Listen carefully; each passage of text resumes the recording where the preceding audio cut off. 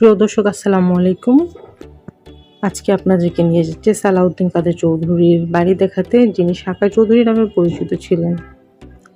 একজন বাংলাদেশের রাজনীতিবিদ এবং জাতীয় সংসদে চট্টগ্রাম ২, চট্টগ্রাম ৬, চট্টগ্রাম ৭ আসন থেকে নির্বাচিত একজন সংসদ সদস্য। তিনি ১৯৭১ সালের মহান মুক্তিযুদ্ধে মানবতা বিরোধী অপরাধের অভিযোগে মৃত্যুদণ্ডপ্রাপ্ত যুদ্ধাপরাধী। মৃত্যু পর্যন্ত তিনি বাংলাদেশ জাতীয়তাবাদী দলের স্থায়ী কমিশন সদস্য ছিলেন। মুক্তিযুদ্ধের সময় মানবতা বিরোধী অপরাধের অভিযোগে ২০১৫ সালে ২২শে নভেম্বর বাংলাদেশে আন্তর্জাতিক অপরাধ ট্রাইব্যুনাল দণ্ডাদেশ অনুযায়ী তার ফাঁসি কার্যকর হয়। তাকে দোষী সাব্যস্ত করা ট্রাইব্যুনালের বিচার সংক্রান্ত বিষয়ে বাংলাদেশের অভ্যন্তরীণ ও বৈদেশিক উৎস থেকে বিভিন্ন প্রশ্ন উত্থাপিত হয়েছিল।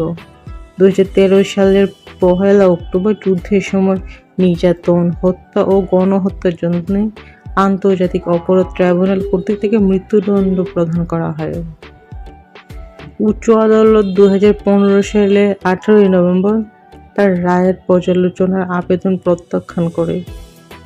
জেল কর্মকর্তাদের মতে সালাউদ্দিন বাংলাদেশের রাষ্ট্রপতির কাছে কৃপা ভিক্ষাপত্রের আবেদন জানান, কিন্তু তার আবেদন প্রত্যাখ্যান হয়েছিল।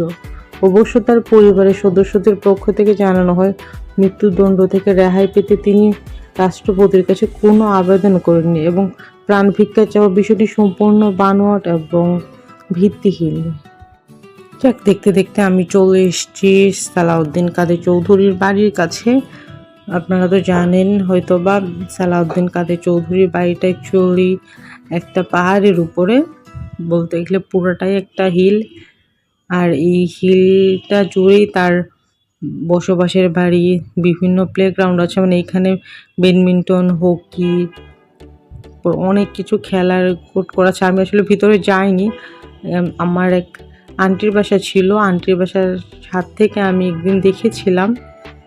তো আন্টি বাসা ছেড়ে দিয়েছে, এই জন্য আমার আর ওই বাসাটা দেখা হয়নি। মানে ছাদের উপর থেকে বাসার এরিয়াটা দেখা যায়, ভিতরটা অনেক সুন্দর, অনেক কিছু আছে ভিতরে।